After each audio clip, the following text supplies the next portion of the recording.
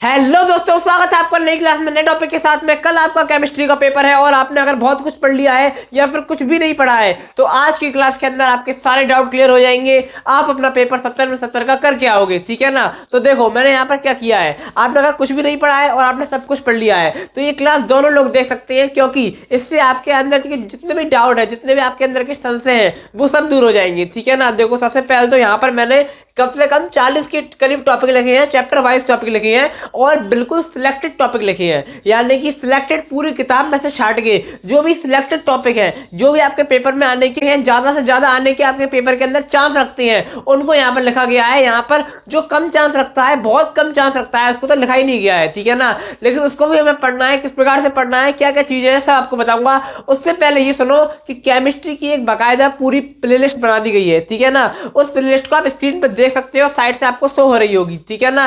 ये जो प्लेलिस्ट है, इस प्लेलिस्ट में ज्यादा से ज्यादा टॉपिक को कवर करने का प्रयास किया गया है, बिल्कुल इजी लैंग्वेज में, बिल्कुल इजी भाषा में, जिससे आपको आसानी से समझ में आ जाए, इस तरह से समझाने का प्रयास किया गया है। डे 1 से लगातार देखते जाओ, कुछ भी नहीं पढ़ा है ना तो अभी क्या कर रहे हो बैठे बैठे, डे 1 से देखना चालू करो, लगातार देखते रहो।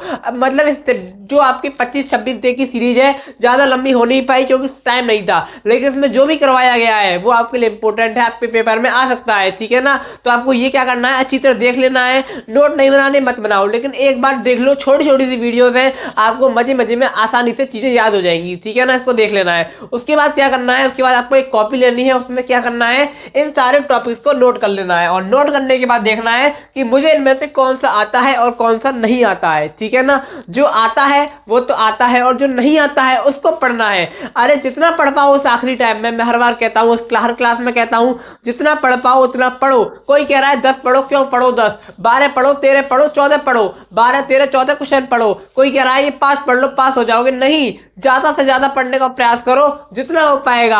हम 2 बजे पेपर देने जाएंगे, 2 बजे से पहले, आज का दिन भी है, यानी कि आप पेपर वाले दिन भी इस क्लास को देख रहे हो तो कोई दिक्कत की बात नहीं है, जितना हमसे हो पाएगा हम उतना पढ़ेंगे। ये एक कसम खा लो। और आपका केमिस्ट्री का पेपर है, आपको 3 घंटे केमिस्ट्री लिखनी है, आपने इतनी मेहनत करी होगी, पेपर में कुछ ना आए तब भी आपको केमिस्ट्री ही लिखनी है, यानी कि केमिस्ट्री में आए या ना आए आपको केमिस्ट्री 3 घंटे तक लिखनी है, ठीक है ना। आपने इतना सब कुछ पढ़ा होगा, आपके पास कंटेंट होगा लिखने के लिए, तो वो आपको लिखना है, ठीक है ना। तो यहाँ पर मैंने चैप्टर वाइज यहाँ पर टॉपिक लिखे हैं, जैसे कि राउल्ट का नियम है। अब जो बिलियन वाला चैप्टर है उसमें आप मुझसे पूछो एक चीज बता दो तो मैं कहूंगा राउल्ट का नियम पढ़ लो आंखें बंद करके, इंपॉर्टेंट है, ठीक है ना। आपको आंखें बंद करके कैसे पढ़ेंगे, ठीक है, मजाक की बात है, ठीक है। तो राउल्ट का नियम है। अगला है परासरण दाब, प्रत्यय परासरण और विसरण, इंपॉर्टेंट है। अगला है वाष्प दाब का अवनमन, क्वथनांक में उन्नयन और उसके न्यूमेरिकल विलियन चैप्टर के, और आपका वैद्युत रसायन वाले चैप्टर के और रसायन बलगत वाले चैप्टर के। इन 3 चैप्टर में से ही न्यूमेरिकल आते हैं, इनको तैयार कर लेना क्योंकि ये इंपॉर्टेंट है, ठीक है ना। कर लेना कि यूट्यूब पर सर्च करो, यूट्यूब पर सर्च करो, सर्च करना सीखो।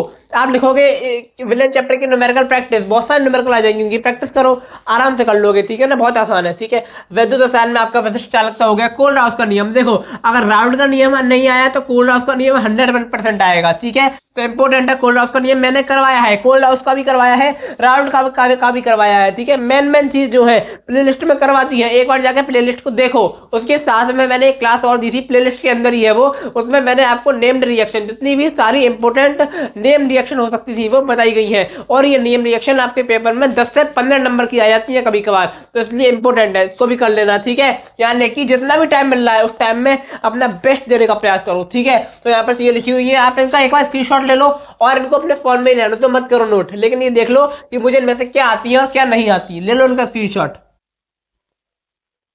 ले लिया स्क्रीनशॉट। अब इनको पढ़ना चालू करो, ठीक है। तो आशा करता हूं कि आपको समझ में आ गया होगा। कुछ भी नहीं है, बिल्कुल भी घबराना नहीं है, डरना नहीं है, जो आपने पढ़ा है वो बेस्ट है। आपको एग्जाम हॉल में जाके ये सोचना है कि जो मैंने पढ़ा है मुझसे ज्यादा कोई नहीं जानता, जो मैंने पढ़ा है वही पर्याप्त है, और वास्तव में जो आपने पढ़ा है वो पर्याप्त है। कुछ भी नहीं पढ़ा है तो आखिरी टाइम में जितना पढ़ पाओ उतना पढ़ लो, पास मतलब फेल कोई भी नहीं होता, सब पास हो जाते हैं। आपको बिल्कुल भी घबराना नहीं है, डरना नहीं है, और अपने लास्ट टाइम में जितना आपसे हो पा रहा है उससे भी डबल करने का प्रयास करना है, ठीक है। है ना। तो आशा करता हूँ कि आपको समझ में आ गया होगा। अब मैं आपको मिलूंगा एक और नई क्लास में नए टॉपिक के साथ में। सारे इनको पढ़ के नहीं बता रहा, आप अपना खुद पढ़ लोगे, ठीक है। देखो जयवड़ू में आपका जो आपका देखो जयवड़ू में सब इंपॉर्टेंट है, लेकिन मैं कहूँगा तो ग्लूकोज मोस्ट इंपॉर्टेंट है। ग्लूकोज ना आए ऐसा पेपर में हो ही नहीं सकता, तो ग्लूकोज को एक बार जरूर पढ़ लेना, इंपॉर्टेंट है, ठीक है ना। इतना ज्यादा ये इंपॉर्टेंट है। देखो IUPAC नेम हो गया, लिगेंड हो गए, ये इंपॉर्टेंट है। SN1 से SN2 अभिक्रिया इंपॉर्टेंट है। यूट्यूब पर सर्च करो, पढ़ना चालू करो, वरना इस प्ले लिस्ट को देख लो, वरना नेम की वीडियो बनाई गई है वो भी देख लो, ठीक है। तो आशा करता हूँ कि आपको समझ में आ गया होगा। मैं आपको मिलूंगा एक और नई क्लास में